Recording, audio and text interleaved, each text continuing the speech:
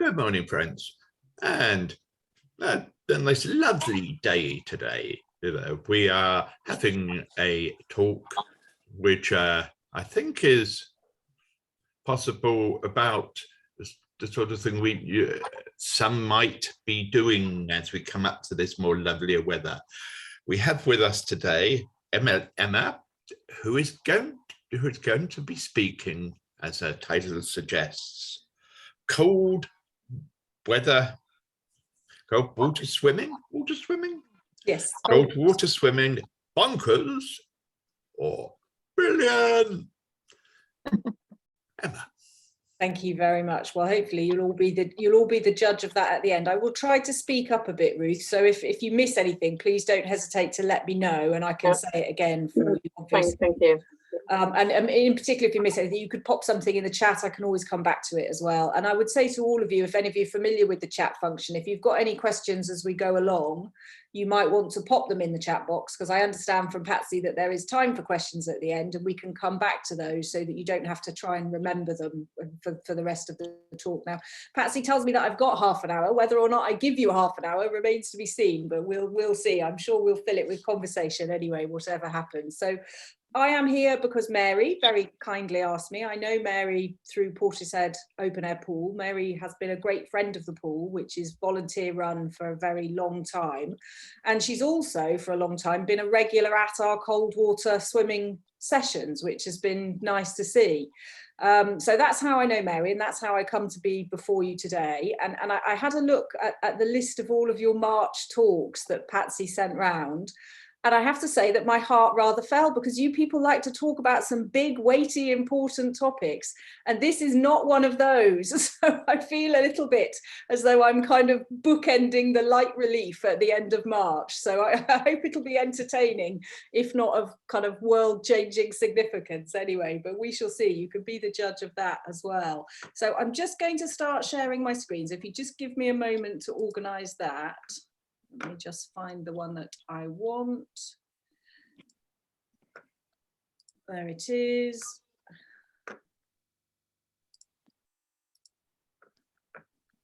Okay, so can you all see that? You should see a very attractive bottom in a swimming costume. I did tell you this was going to be the light relief at the end of the month, didn't I? Rather than anything desperately serious going on.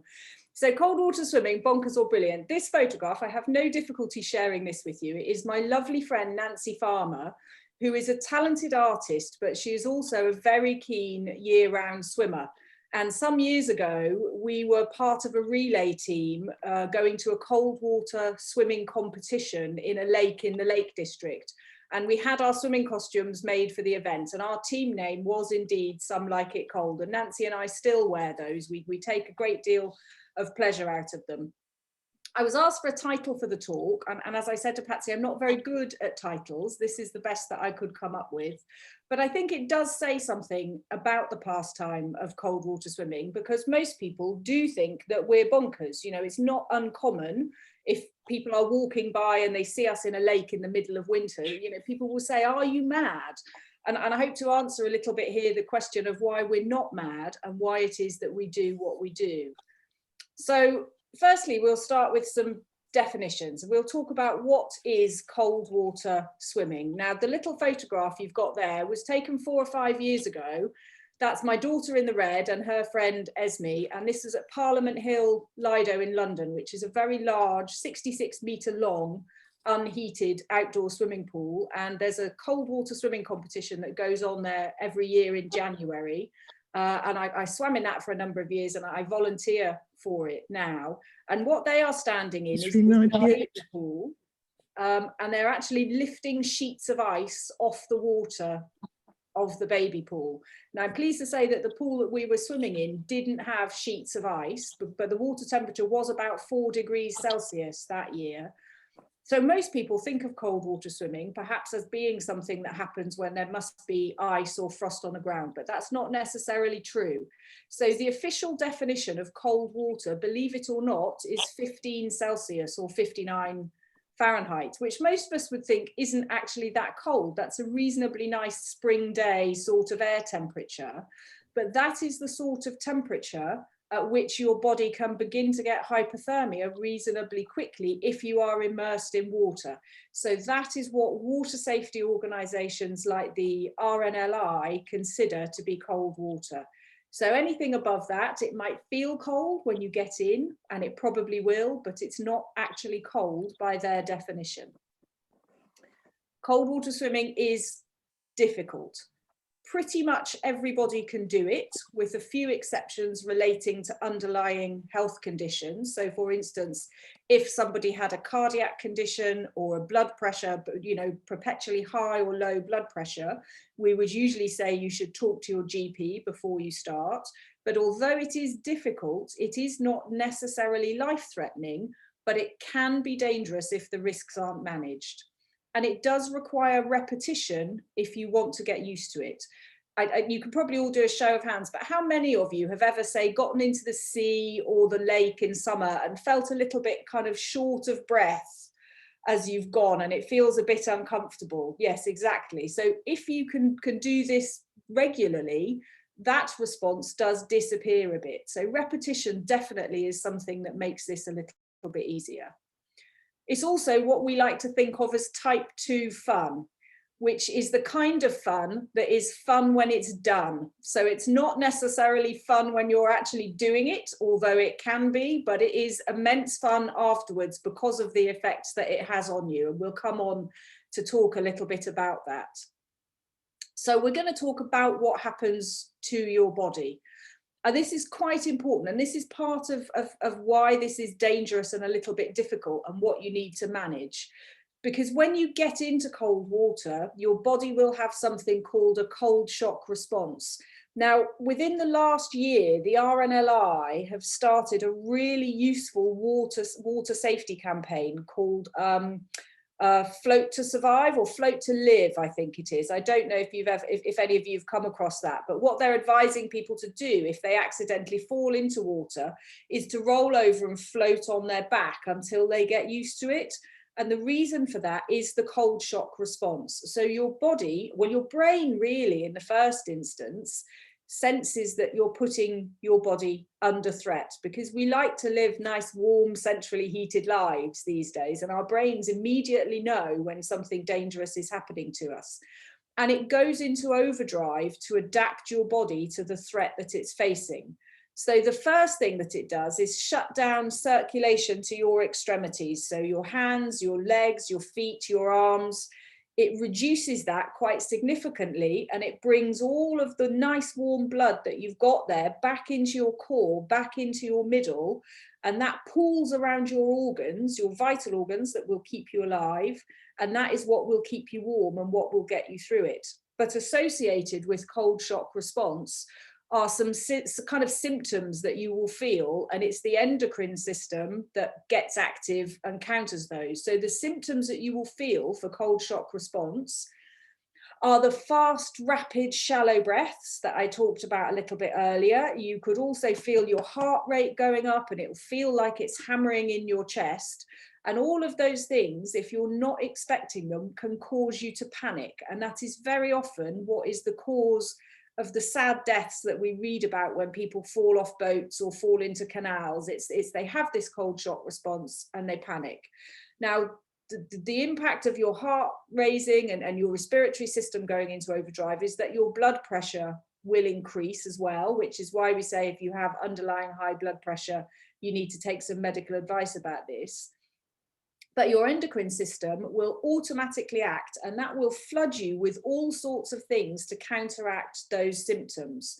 So it'll deliver things like adrenaline, noradrenaline, aldosterone, all the things, in short, that make us feel amazing. And that is one of the reasons why this is type 2 fun, because when you get out of the water, you have still got all of that adrenaline buzzing around your system. And some people report feeling quite high and feeling, you know, quite elated all day. But it's the endocrine system that does that. And with flooding you with all of those hormones and chemicals, it settles down your breathing, it brings your blood pressure back into the range that is normal for you. And so once that initial set of unpleasant symptoms has passed, you can start to feel quite relaxed in surprisingly cold water. But no cold water swimmer is going to tell you that the getting into the water part is the fun part, because it isn't. Those symptoms are not particularly pleasant. But the good news is that they do pass, normally within a minute or so, maybe 2 minutes at the absolute maximum. So if you ever find yourself falling into cold water unexpectedly, or deciding you want to have a go at this, do try and relax, keep your head above water, understand that those things that you are feeling will pass. And once they've passed and you've collected yourself, you can decide what you want to do about it. So you'll carry on with your swimming and you'll have a nice time. You might feel kind of tingling on your skin, which is quite pleasant. You'll feel a great sense of achievement. There's no doubt about that, that you're doing something that is quite difficult and that most people think is bonkers. But you have an effect on your body that continues after you get out of the water. And that effect is called afterdrop. So when you get out of the water, your brain senses that the threat has passed, and what it will begin to do is release all of that nice warm blood that's pooled around your vital organs back out to your extremities to get your circulation going again. So it's reversing the process of the cold shock response. But of course, to do that, it has to bring back all of the cold blood that has been trapped in your hands and your feet, and that has got to go back to your core. So your core temperature will continue to fall probably for about 20 minutes after you get out of the water. And again, your body has ways of dealing with that. So for the first 10 minutes when you get out, you will feel amazing. You will feel 10 miles high because you've got all of this adrenaline buzzing around you. You've got this sense of achievement. The overwhelming temptation is to stand around on poolside in your swimming costume in January, talking about what an amazing time you've been having to all of your friends. But that 10 minutes is your golden window of opportunity, really. And within that 10 minutes, as I'm sure Mary knows, you really need to get dressed, because what will happen after 10 minutes when your core temperature has fallen further is that you will start uncontrollably shivering. Now, that is normal, completely normal, but it can be really quite marked shivering. So I, for instance, when I have a hot drink after a swim, I always make sure that I've got a lid on my cup, because otherwise I'm shivering like that and the coffee is going all over me, and that's not really very helpful. So that process of your core temperature carrying on falling is known as afterdrop. Some swimmers really enjoy the afterdrop phase. They quite like that. They think it's funny. They've got a great sense of humor about it. It's not my favorite part of the process, I have to say. And for me, afterdrop is not something that has reduced I've been doing this for 11 or 12 years now. So you know, some people say now, well, I've been doing it for years, I hardly get any afterdrop. That is not the case for me, unfortunately. I still shiver like an absolute lunatic. It is quite funny. So it's apparent from what I've said there about the kind of the effects on the body that there are some risks inherent in that, not least of which, of course, is hypothermia, because what you are doing is deliberately making your body a little bit hypothermic. So there are risks associated with this. I said at the outset that this can be dangerous if they're not managed. So the issue is, how do we manage them? And the most important thing, I think, is we have to pay really close attention to our bodies. So for me, cold water swimming is the closest I have ever been able to achieve to mindfulness, because I have to pay such close attention to the way that I feel that the cares of the world and the day-to-day troubles and the gas bill and all of the rest of it just disappears. Work, anything, it goes right to the back of my mind, because I have to be paying really, really close attention to the way that I feel, because it's really important to know when you've had enough and when you should get out, so that you're not overdoing it. So for me, a couple of key things for me are, I mentioned earlier that you feel a kind of a tingling on your skin when you're in cold water. I quite like that. That's one of the reasons that I do it. If that goes away and my skin starts to feel sort of a bit waxy and a bit dead, then I know that that's it. I've had enough and it's time to get out, not least because it's becoming a lot less fun. You also have to think really carefully about the way that you're swimming. So you have to really have an awareness of what's normal for you, what your stroke rate is, what it feels like. because you've got less circulation to your limbs, you are inevitably at some point going to get less coordinated. Things will either slow down or they'll speed up as you try to overcompensate. So if the way that you're swimming changes, then it's a good time to get out. Some people talk about kind of not having full control of their hands. So Nancy, whose lovely bottom you saw at the start of this presentation, she pays very close attention to her hands because she's an artist. She can't afford to lose any manual dexterity through nerve damage. And she will quite often say, I don't know if you can see my finger, that she'll get a stray little finger like that will just stick out to one side, and she can't, no matter how hard she tries, bring it back in. And for her, that's a good signal that it's time for her to get out. Some people might experience cramp. Obviously, if you start to shiver while you're still in the water, your body has gone into that rewarming phase, so that's not good. So all of those things can be really useful to tell you what it is that you need to know that you've had enough. It's also really important to start thinking about the time that you spend in the water and not the distance. I don't know if any of you are regular swimmers, but most regular swimmers will go to a warm indoor pool and they'll think, right, today I'm going to do 500 meters or whatever distance it is they're going to do. In cold water, you have to really reframe your thinking, and you start to need to pay attention to how long you've spent in. Because in order to make these risk assessments about how it affects us, we all need a body of data. So the most important piece of equipment for a cold water swimmer is a watch, frankly.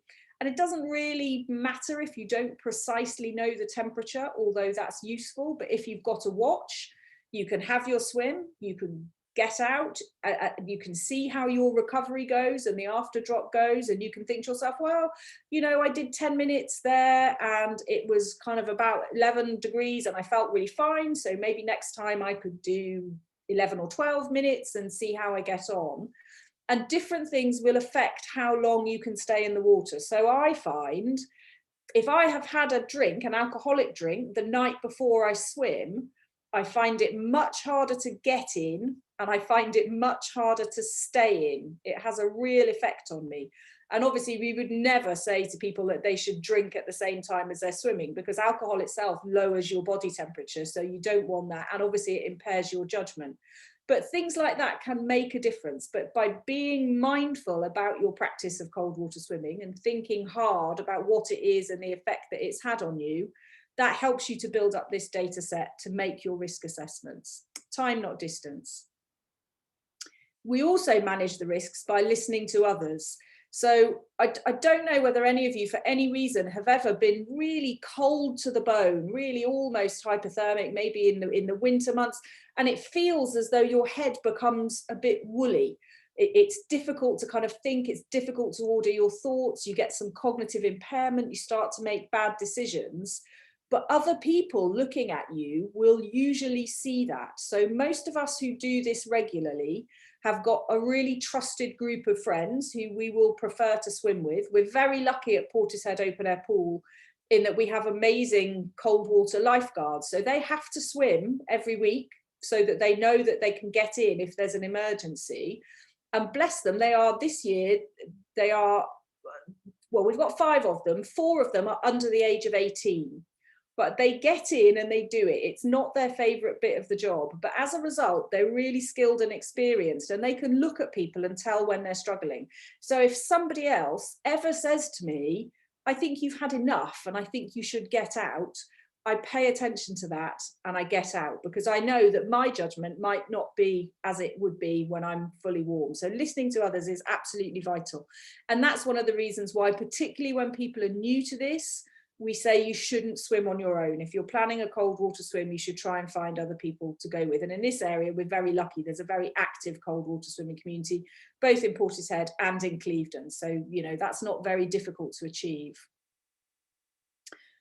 And really, we should get out wanting more. It's much better to get out and go home and think, actually, you know, I feel really fine. I probably could have had another 5 or 10 minutes there and that would have been okay.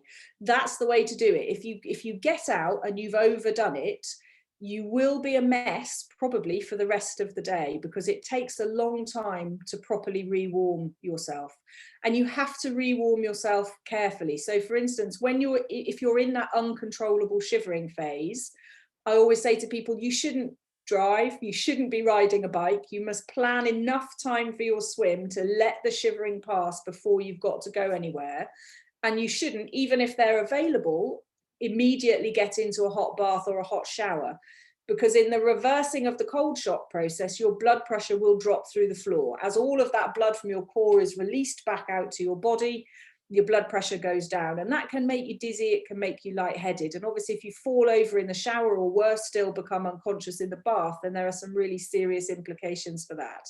So always get out on the right side. If in doubt, get out is a very good way to put it. And to get the benefits of this, the benefits come from that endocrine system response, and that happens within the first minute, almost immediately. So you really don't need to be in the water for more than a minute or two to get those kinds of benefits.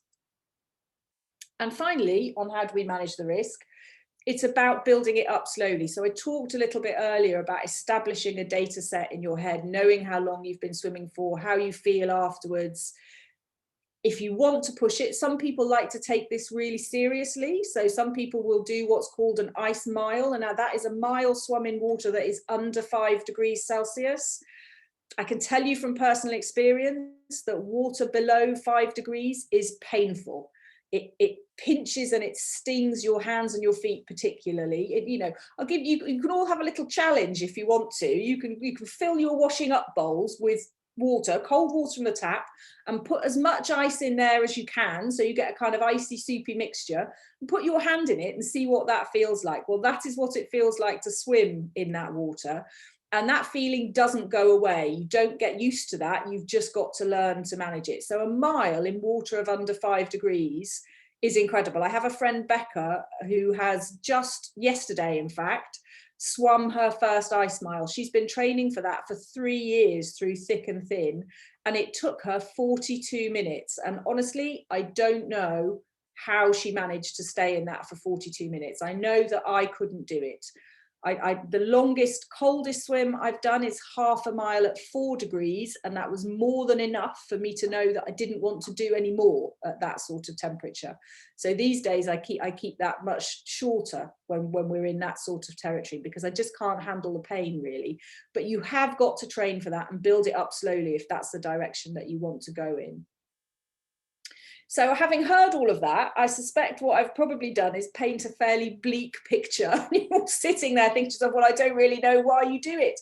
So the question is, why do we do it? Well, I hope that the faces that you've got there, so that is me, in the middle is my cousin Ruth, and with the dark hair is our friend Penny, and we are in the sea off Stonehaven in Aberdeenshire.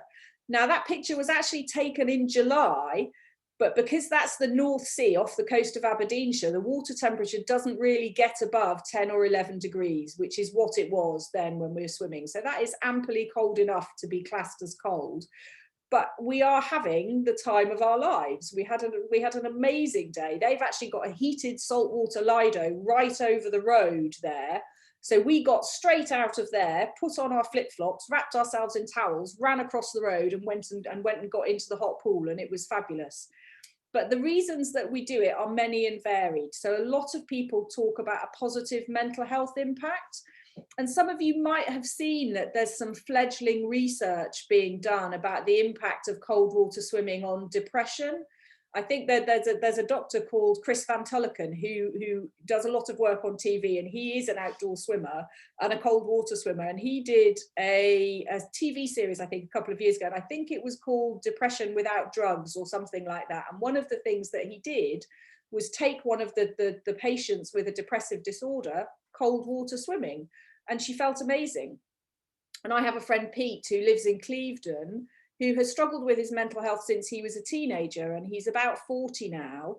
And when he started cold water swimming, I think 6 or 7 years ago, it was almost a bit of a last ditch effort, really. He'd been on medication for his mental health since he was a teenager. And because of that, he'd gained quite a lot of weight, so he'd become inactive, all of which made him feel worse. He couldn't kind of play with the kids, that kind of thing. And he started cold water swimming, and within a year and a half, he was medication free, which had positive impact on his weight. He was then able to start doing other exercise, and he's a real success story for just the impact that that can make. And so he persists with it now. He sees it as part of his treatment, and he makes sure he goes twice a week, whether he thinks he needs it or not. And it has changed his life, which is really encouraging to see. Some people, maybe the mental health need is not quite so pressing. I personally find that I get a lot of self-confidence and a lot of resilience from cold water swimming. And I think that comes from the fact that I know that I'm doing something that most people think is impossible. Now, I know it's difficult, but I know that it's not impossible. I know that I'm doing something that other people think is bonkers. And that self-confidence from having achieved that does carry over into the rest of my life. And I think the resilience does as well, because you know that you can do something difficult. We all have various difficulties in our day-to-day life, whether they're financial difficulties, health difficulties, stresses with work, family stressors, many, many things. Knowing that you can achieve something that's hard gives you resilience to deal with those other things as well. I have a friend, Alec, who he and I together, we run introduction to cold water swimming sessions in the winters at Portishead Lido when we run it unheated. And he is a teacher, he's a maths teacher and has been for over 20 years. But despite that, he still gets what he describes as stage fright at the start of every single lesson.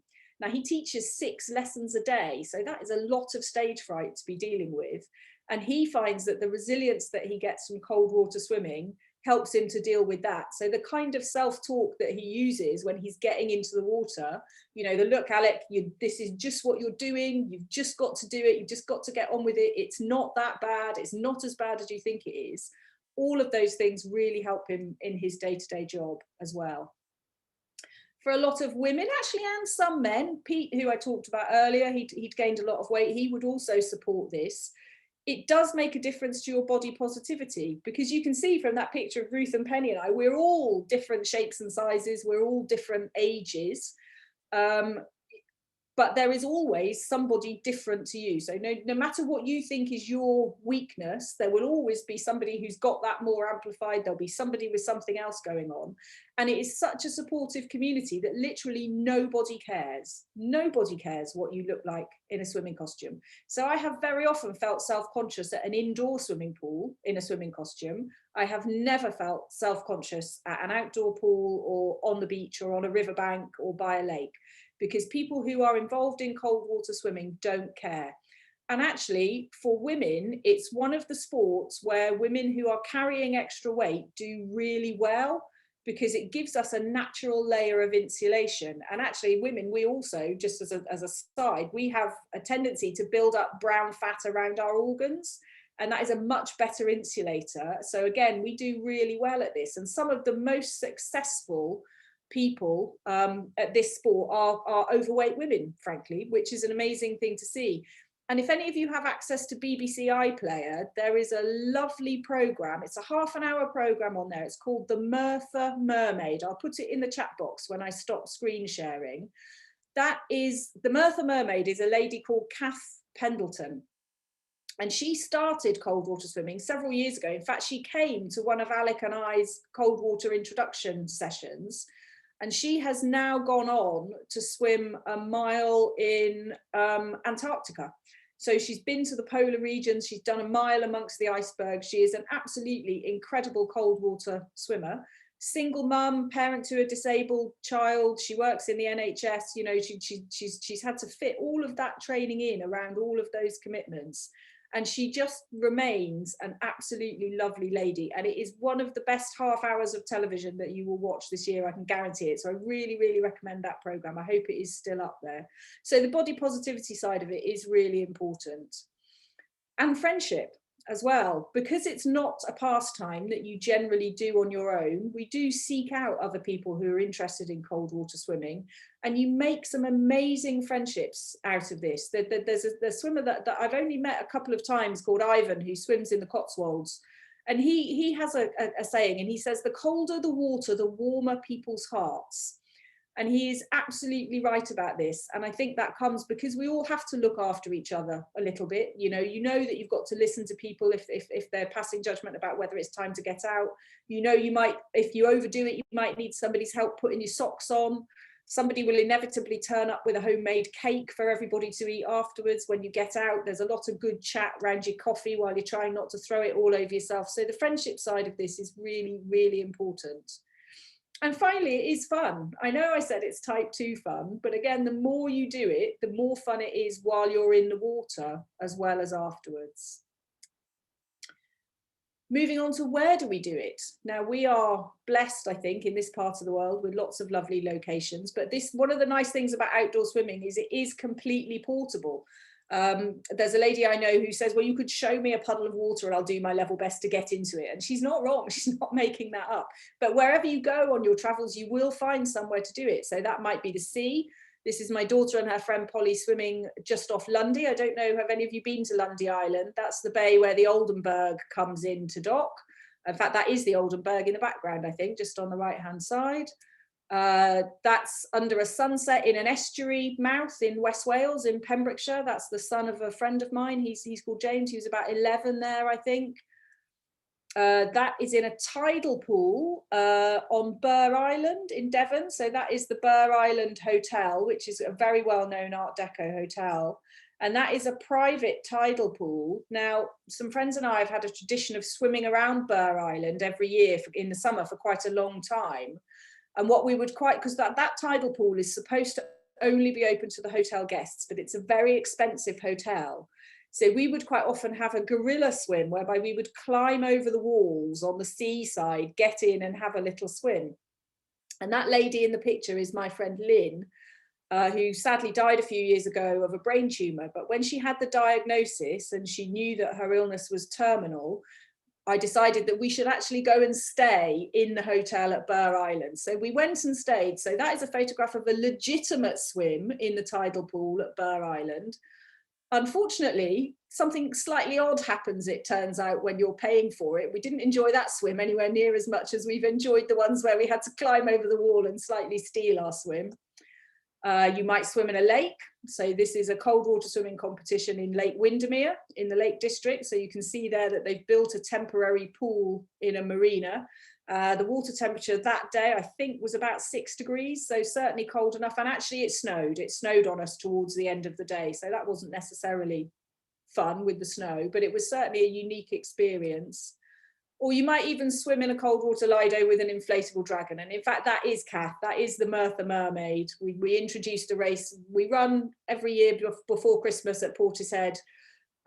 It's great fun to spectate. If any of you are locals of Portishead, do come along. It's a couple of weeks before Christmas. But this year I introduced a race called the Grand National, where you had to bring, it was supposed to be an inflatable unicorn, but the Welsh contingent obviously took that one step further and brought inflatable dragons. So they raced their dragons up and down the pool. So that is, you know, world-renowned ice miler Kath Pendleton and her inflatable dragon. So is it bonkers or is it brilliant? You've probably heard enough now to make a bit of a judgment. There's a few photographs here that I think kind of sum up some of that. So the first one with the reindeer antlers is a relay team at Portishead's open air gala, the Popsicle.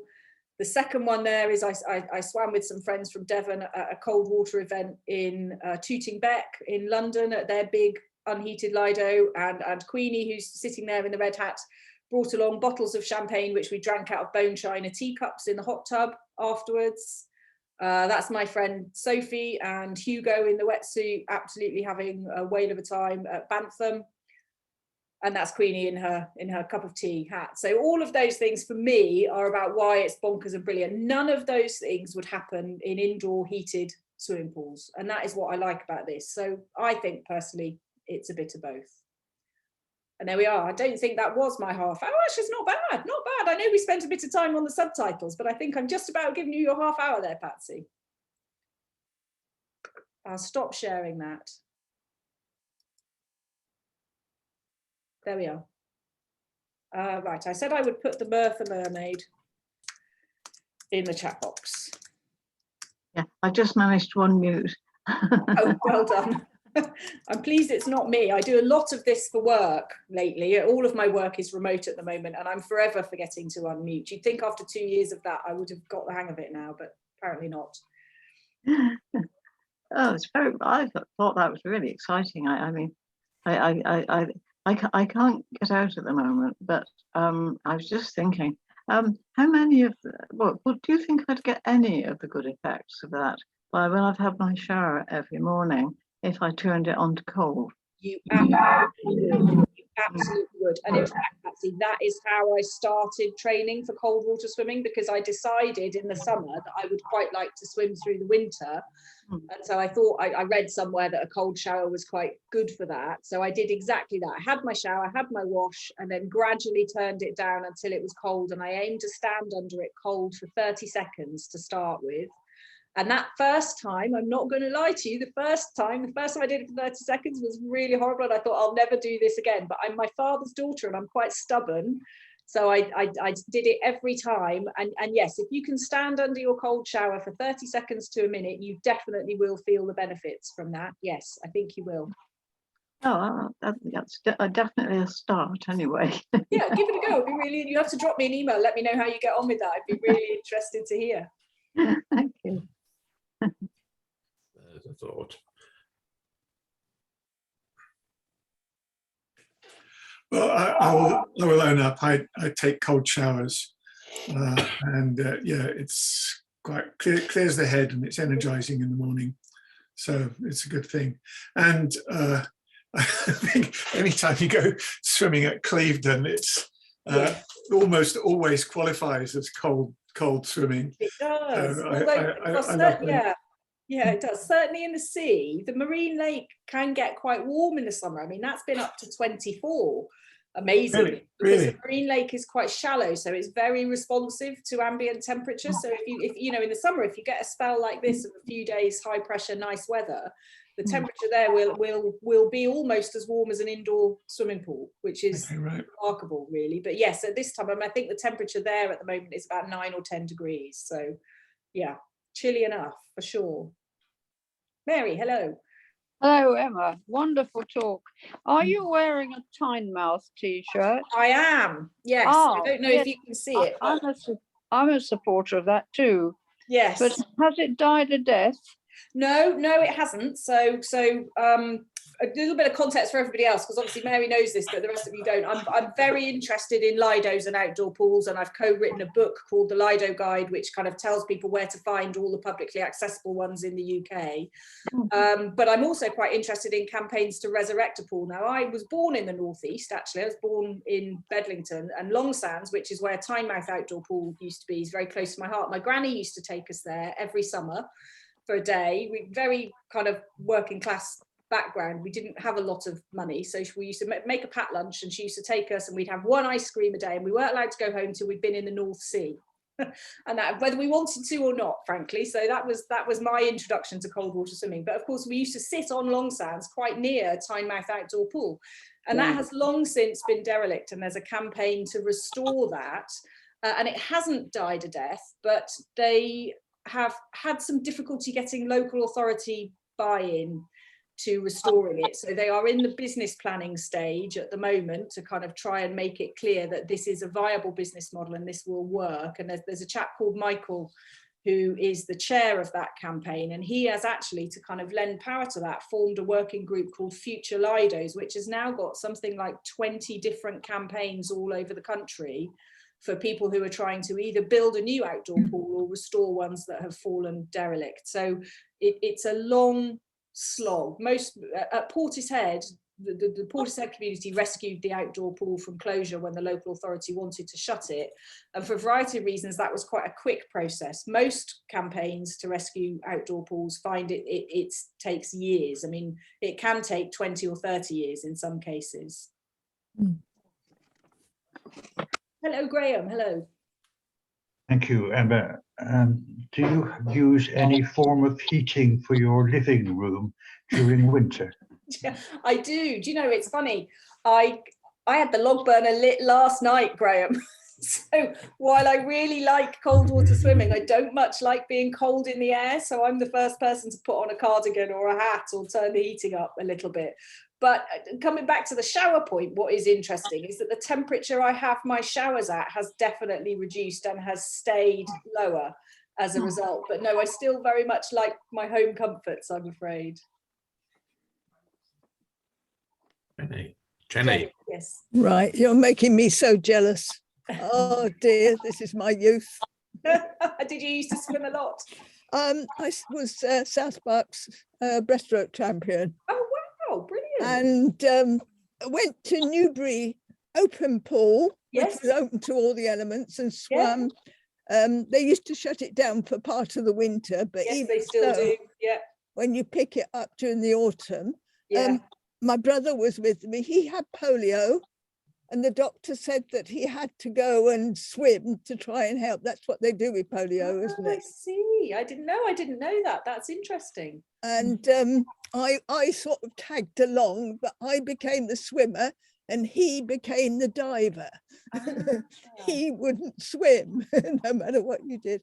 But I remember going into the Kennet and Avon in the 1950s before they cleaned it all up, Oh, wow. full of weeds and Oh, things, Gosh. and worrying about the pike and where it was that day. Oh, well, I've got some sympathy for that. The reason that I started all of this originally was over 10 years ago now. I turned 40 and I had a very difficult time. My dad died. I got divorced in quick succession.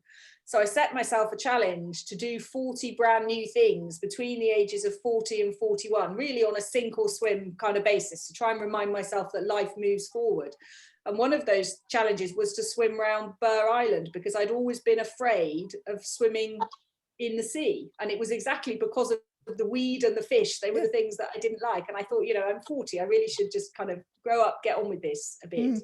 So I've got every sympathy with wondering where the pike is. I'm still not great with fish, but I can just about cope as long as they don't come too close. I give my eye teeth to go swimming again, but I have metal knees. And I don't know how they'll react if I go into water, but I would love to go back to water. Perhaps Have a chat with your GP. I can't see why a knee replacement would make much of a difference, really. I'd perhaps go for a warm water and an indoor pool where they have a hoist so you don't need to use the steps, and there's lifeguards on hand if you need it. But have a chat with your GP, because swimming generally, gentle swimming is good exercise for us, isn't it? So if you can go back to that, that would be great. Perhaps I asked my daughter. She retires next week. And I was thinking one of the things you could do is take your mother along to a swimming pool and find out whether she could still swim. Yeah, absolutely. That sounds like a brilliant plan. Keep her busy. You don't want her at a loose end when she's retired. That's right. Yeah, Jenny, the swimming pool, the Olympic swimming pool at Hengrove would be brilliant. Yeah, I it's have a lovely pool. Go there. I think I'm worried about how I join, how I get there. There is a bus, isn't there, from Stockwood, so I probably could. But I really need someone to just give me a good push. And they'll probably do it quite easily afterwards. Definitely worth a bit of research. Yes, I think you should talk to your daughter about that. That sounds like a fun thing to do. Yeah, it was really interesting, because I was taught underwater swimming by a man that put limpet mines on German boats during the war. And I went and did a placement at Kingswood schools for youngsters that were in trouble with the law. And they got really, really upset, some of the boys, because they couldn't beat me. And I thought, all you need is a bit of training. It's easy. Absolutely. Bit of training and hard work. That's great. Something which I thought about, because I am quite weird like this, is that you spoke of the endocrine system. And I know from research that I had done, when people get frightened, the endocrine system works that way. But unfortunately, with some people, it affects the waste system as well, which must be slightly embarrassing.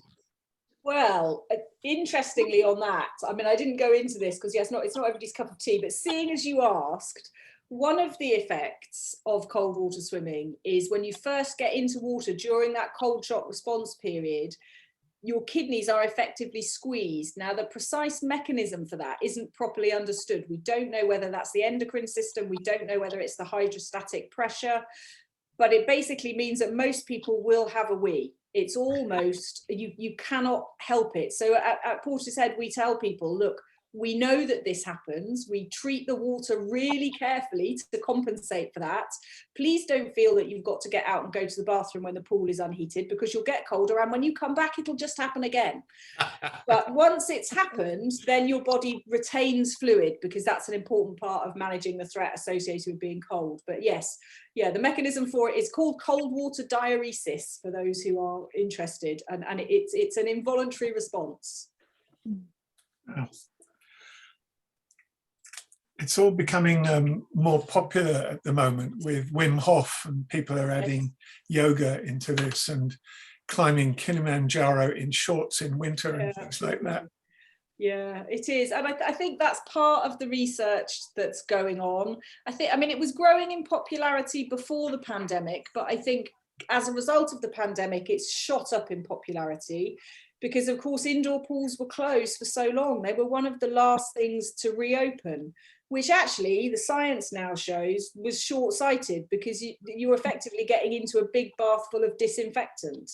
And we know, the science now shows that that kills the coronavirus almost instantaneously on contact. And obviously, if you're swimming and breathing out, you're breathing in an indoor pool anyway, there's a lot of free chlorine in the air, and quite often you're breathing out through water if you're swimming kind of properly. So they're really, really safe places to be. So they didn't need to be closed for as long as they were, unfortunately. But you know, the spin-off for that for outdoor swimming is that a lot of people started swimming outdoors because they just didn't have any choice. And they've realised that actually they quite like it. So a lot of people have stuck with that, which has been great news for Lidos particularly, because we were allowed to open before indoor pools were. So we've seen a lot of swimmers who didn't come before and who stuck with it because they've discovered that actually swimming outside is just so much better than swimming inside for so many reasons.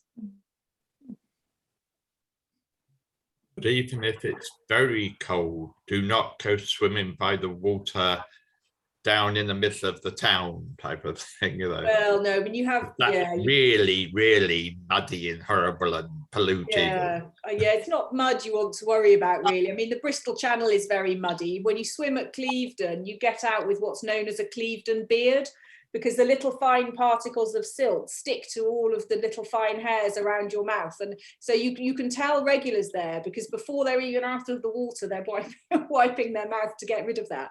But the water there is actually very clean. But obviously in towns, you've got runoff from drains, you might have overflowing sewers, people throw things into them. God only knows what's on the bottom. You know, you've got the risk of cutting yourself and injuring yourself. So I would agree. I think urban waterways, they're not for me, really. We've got so many nicer places to swim.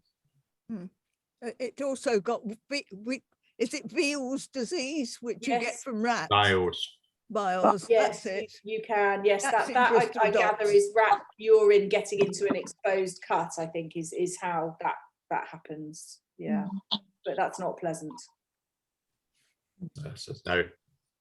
There's no cure for that still at the moment. Is there not? No, I didn't know that. I mean, I know it's something you really want to avoid if you possibly can. Yeah, so interestingly, Jenny mentioned canals, Kennet and Avon. Mostly the advice is not to swim in canals, because unless they're regularly locked, or sorry, the locks are unlocked and locked again, then there's no water current at all. So they're quite stagnant, really. Nothing walks away, or floats away rather. When we were in Cyprus, we went swimming, and we had a lot of fish around us, which we thought was quite interesting, until suddenly someone realized that they were baby barracudas we were swimming with. Gosh. We got out quick. I bet you did. Yes, I think I would, yeah. Does wonders for your swimming pace, that, I imagine. I bet you've never swam so fast.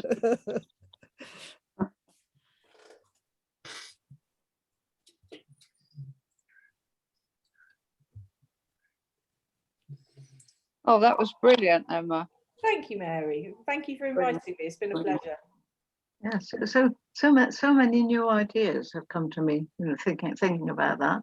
Not just the possibility of the future of maybe doing some cold water swimming, but it's just, yeah, it's quite inspiring, to think how you can really kind of change your life from within, quite simply.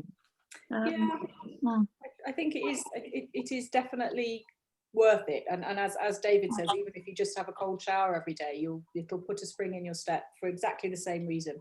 All of those same responses are happening wherever you get your cold water from. But it also makes me, I feel the cold regularly, and I've been feeling so depressed about the cost of heating going up, and I worry about the environment as well. But it seems to me that if one started doing this, one would definitely get more used to living in lower temperatures as well. I think I might be atypical. So Ray said, do I have my central heating turned down? And I said no. But a lot of people that I know who do this regularly do. They're the ones sitting in the house going, God, it's boiling in here. Why don't you people turn the radiators off? And the rest of the family are going, it's freezing. So yeah, I think I'm probably a little bit of an outlier there. I think if you do get used to it, yes, you probably can tolerate more of that sort of thing on a regular basis. There's a whole thing about brown and white fat, Yes. that you're shifting the body's metabolism. Yeah. And brown fat is somehow or other. You must know more about that than me. What's the story on brown fat and white fat? I can't say. I know that brown fat is a better insulator, and I know that women are more disposed to lay down brown fat than men are, and we particularly are more disposed to lay it down around our organs, which is one of the things that makes us quite well adapted for cold water swimming. And I would say, it is majority women cold water swimming, not by a vast amount, but but there are more women than men do it. Although that is changing. I think the pandemic changed that a little bit, again, out of necessity, possibly. But I can't say that I understand the mechanics of kind of how you start developing one kind of brown fat over white fat. I'm not medically qualified. My background is in criminal justice and mental health detention. That's what I do for a living. It's very different. I'm not a clinician at all. One of the good things, Sarah, I think that you have mentioned is the friendship thing. Yeah. That doing something with others, which I would hardly recommend to anybody, because we are not supposed to be single all the time. We are, as Darwin nearly put it, pack animals. We want to be together with other people, and doing something like that does give you this kind of spirit of esprit de corps and such things. Yeah, it does. Yeah, there's a great sense of togetherness, I think, almost solidarity that comes from knowing, as I said, that you've got to look after each other a bit, and that you're doing something that is a bit difficult, so yeah, it's that sense of achievement that glues us together a bit, I think.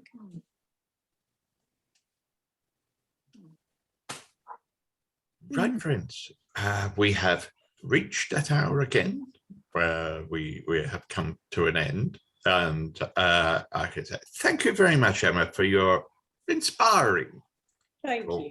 And I think we could safely say after that, this is definitely not bonkers. Good, please hear it. Very, very reassured by that, I can tell you. Yeah. My partner is a psychiatrist, and he hasn't had me sectioned yet, so I think I'm all right. Well done. Brilliant. Thank you. Brilliant. Next week, who's speaking next week, Patsy? Oh, yes, Henry is going to be talking about when he crossed the Atlantic in a pedalo. Oh, great. Okay, very good. Look forward to that. All right. Well, I will take my leave if that's okay with all of you. I'll go get on with the day job now. Back to the bird. Yeah. Thanks, Emma. Thank you. Right. Thanks Bye. very much. Thank you. Bye-bye. Thank you.